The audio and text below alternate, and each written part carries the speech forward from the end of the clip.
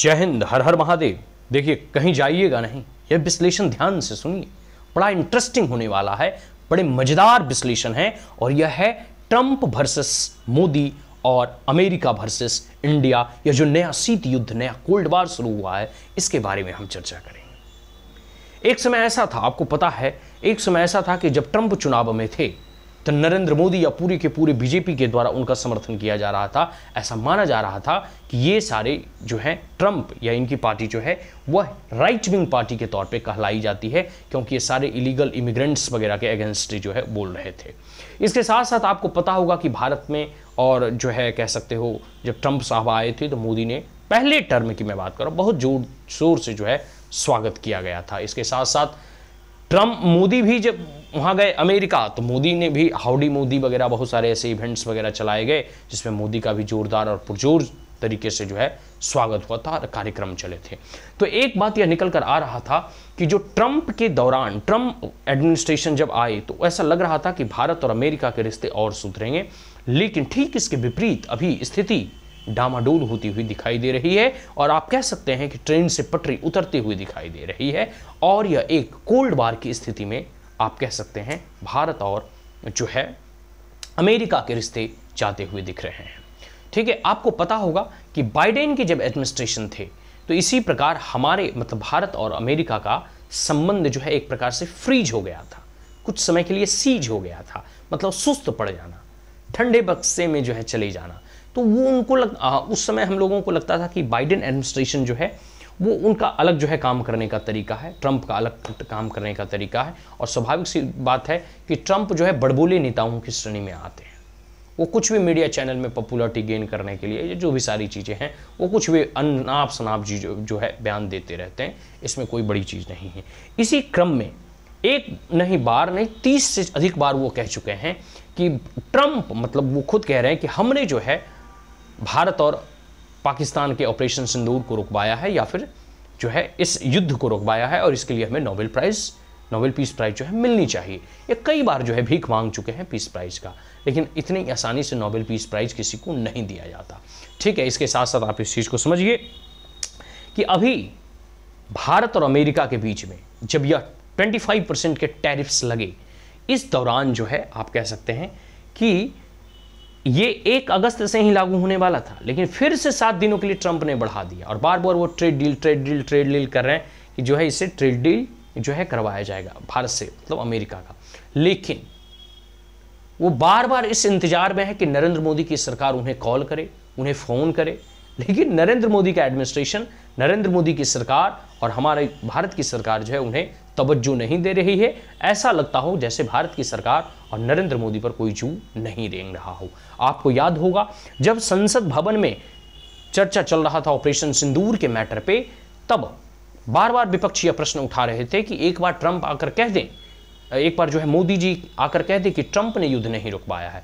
मोदी जी के मंत्रियों के द्वारा स्पष्ट बयान दिए गए कि जब यह युद्ध चल रहे थे तब किसी भी प्रकार का, तब से लेके जो कह सकते हो जब तक युद्ध रुके, किसी भी प्रकार का भारत के प्रधानमंत्री नरेंद्र मोदी और यूनाइटेड स्टेट ऑफ अमेरिका के राष्ट्रपति ट्रंप के बीच में कोई भी ऐसा फोन कॉल्स वगैरह नहीं हुए हैं। यह स्पष्ट कह दिए। नरेंद्र मोदी ने भी कह दिया कि भारत किसी के दबाव में आकर कोई युद्ध नहीं रोक लेगा। यह संप्रभुत्व संपन्नशाली गणराज्य है, यहां नरेंद्र मोदी सरकार भली भांति जानती है कहां सर्जिकल स्ट्राइक करने हैं, कहां एयर स्ट्राइक करने हैं, कैसे ऑपरेशन सिंदूर कर रहे हैं, और जो भी सारी चीजें हैं। और इन्होंने स्पष्ट कह दिया कि ऑपरेशन सिंदूर खत्म नहीं हुआ है, यह पाउज हुआ है, यह रुका है बस। किसी भी फ्यूचर में आतंकी इंसिडेंट और गतिविधियों को एक्ट ऑफ वॉर माना जाएगा और उसके बाद पाकिस्तान का खटिया खड़ी कर दिया जाएगा। आप इस बात को मान कर चलिए। और यह नरेंद्र मोदी सरकार के द्वारा ऐसा कमिटमेंट किया जा रहा है कि ऑपरेशन सिंदूर अभी खत्म नहीं हुआ। लेकिन ट्रंप बड़बोले नेता है, करते रहते हैं। अभी ये 25% जो 1 तारीख से टैरिफ्स लगाए गए थे, इसमें 1 सप्ताह का और लिवरेज दिया गया भारत को। वो इस इंतजार में है कि भारत की सरकार या भारत का एडमिनिस्ट्रेशन, नरेंद्र मोदी का एडमिनिस्ट्रेशन ट्रंप को कॉल लगाए और पूछे। अब देखिए क्या कूटनीति है, क्या लाभ हानि है, वो सब सारी चीजें चलती रहेगी। लेकिन प्रधानमंत्री नरेंद्र मोदी जब से सत्ता में आए हैं तब से उन्होंने local for vocal, made in India, make in India, ये सब सारी योजनाओं के तहत जो है स्वदेशी अभियान चला रहे हैं, स्वदेश भारत अभियान चला रहे हैं। एक प्रकार से कह सकते हो स्वदेशी प्रोडक्ट को, जो मेड इन इंडिया है, जो लोकली मेड प्रोडक्ट हैं, उसको भारत में अधिक से अधिक कंज्यूम करना, ताकि भारत के लोगों को रोजगार मिले, भारत का मुनाफा भारत में ही रहे और इंडिया का प्रोडक्ट खूब बिके भी। भारत अपने आप में इतना बड़ा मार्केट है जी, 145 करोड़ की आबादी भारत की है। कुछ और अहम बिंदुओं पर हम बात करेंगे।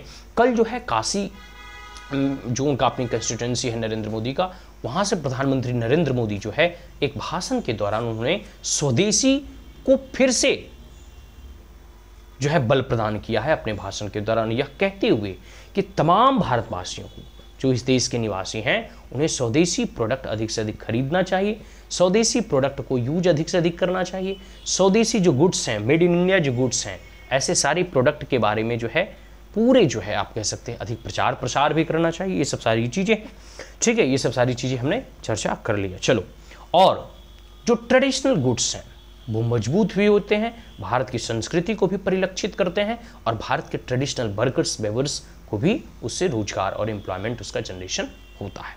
इसके साथ साथ कुछ और हम बात करेंगे। ट्रंप और किस मुद्दे पर चिढ़ा हुआ है? तो ट्रंप चिढ़ा हुआ है कि हम भारत और यूनाइटेड स्टेट ऑफ अमेरिका का बहुत पुराना दोस्ती नहीं है। भारत का और रसिया का दोस्ती बहुत पुराना है, ये ऑल वेदर्ड और टेस्टेड फ्रेंड है।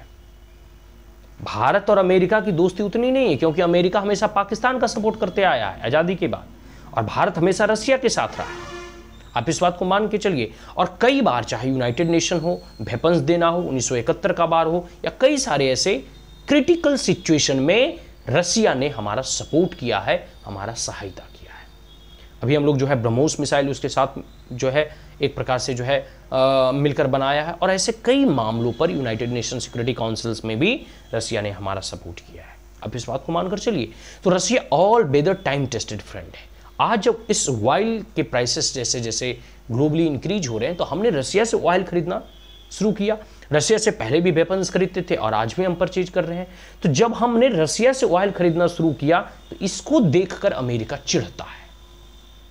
अमेरिका कहता है भारत जो है अमेरिका से ऑयल खरीदे। भाई अमेरिका दूर है, हम रसिया से खरीदेंगे, रसिया हमारा मित्र है, सस्ते दामों पर दे रहा है। ईरान जो है सस्ते दामों पर दे रहा है, तो जो हमको माल सस्ते दामों पर देगा हम उसी से ही परचेज करेंगे ना।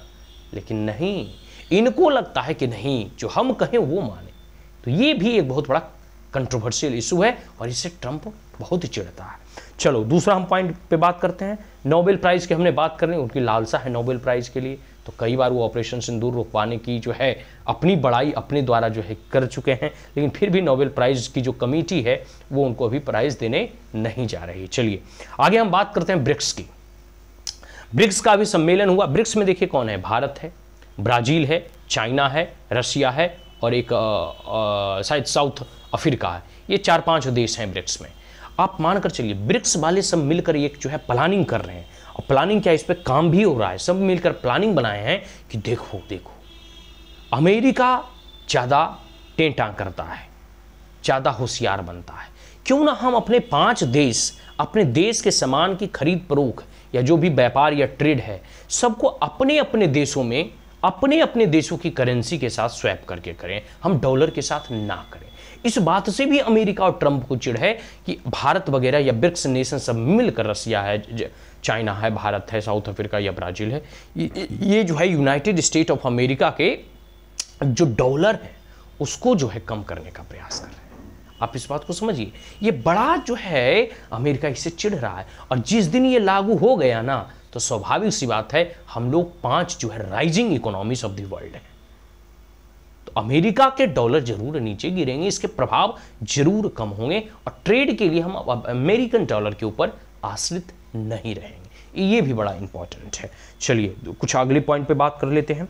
देखो अमेरिका बार बार क्या चाहता है कि एग्रीकल्चर सेक्टर भारत क्लोज कर रखा है अमेरिका के किसी भी प्रकार के एक्सपोर्ट, एग्रीकल्चर में, जेनेटिकली मॉडिफाइड में, क्रॉप में या फिर उसके प्रोडक्ट में, और दूध में, मिल्क वगैरह में या मिल्क प्रोडक्ट में अमेरिका का कोई भी प्रोडक्ट भारत में नहीं बिकेगा।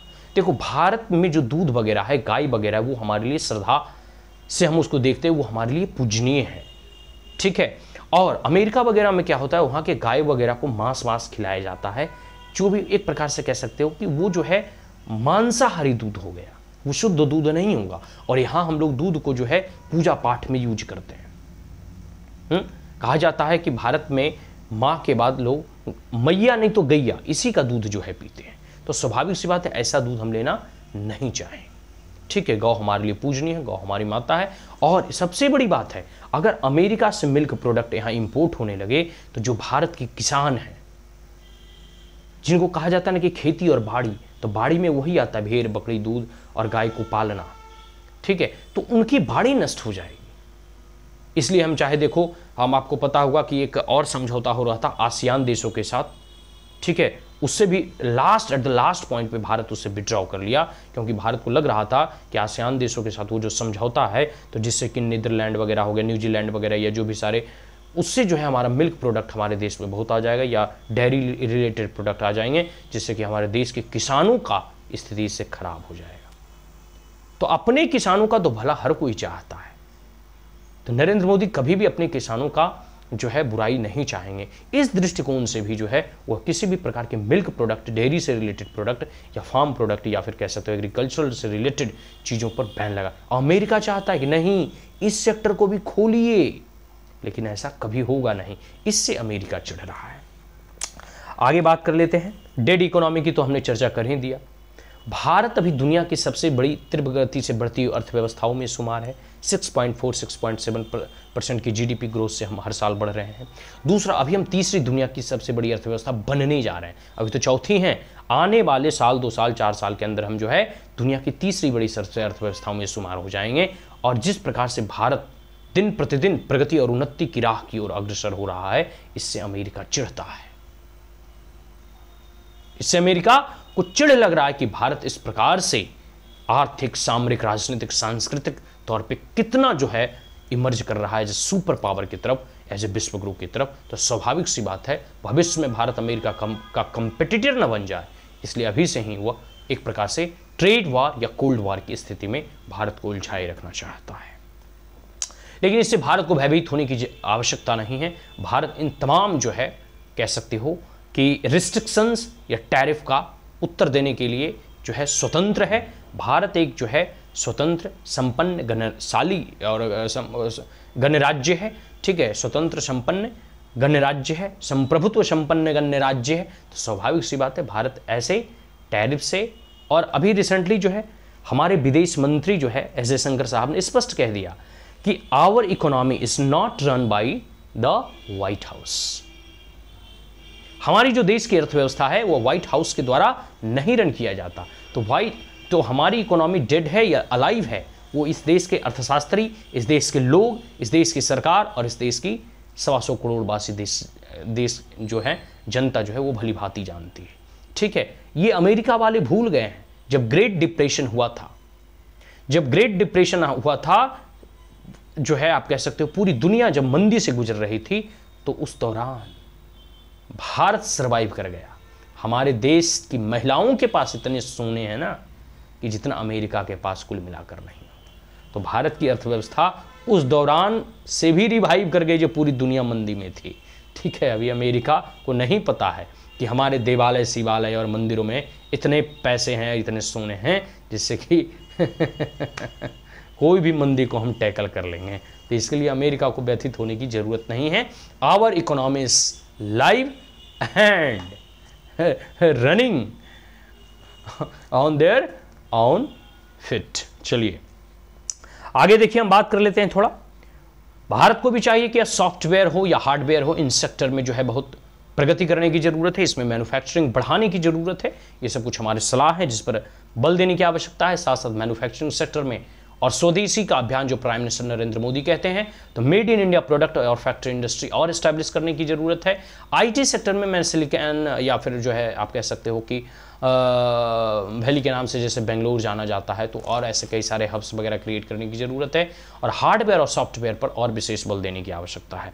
इसके साथ साथ जो है हम एक प्रकार से कह सकते हैं कि दुनिया की अभी तीसरी बड़ी अर्थव्यवस्था है, 4.6% की जीडीपी ग्रोथ से हम आगे बढ़ रहे हैं। इन सब सारी चीज़ों की ऑलरेडी हम चर्चा कर चुके हैं और अधिक हम इस वीडियो को लंबा नहीं खींचेंगे, लेकिन स्पष्ट हम इस बात को कह सकते हैं कि भारत और इस नरेंद्र मोदी की सरकार के अंतर्गत हम पुराने दिनों से और बेहतर प्रदर्शन कर रहे हैं।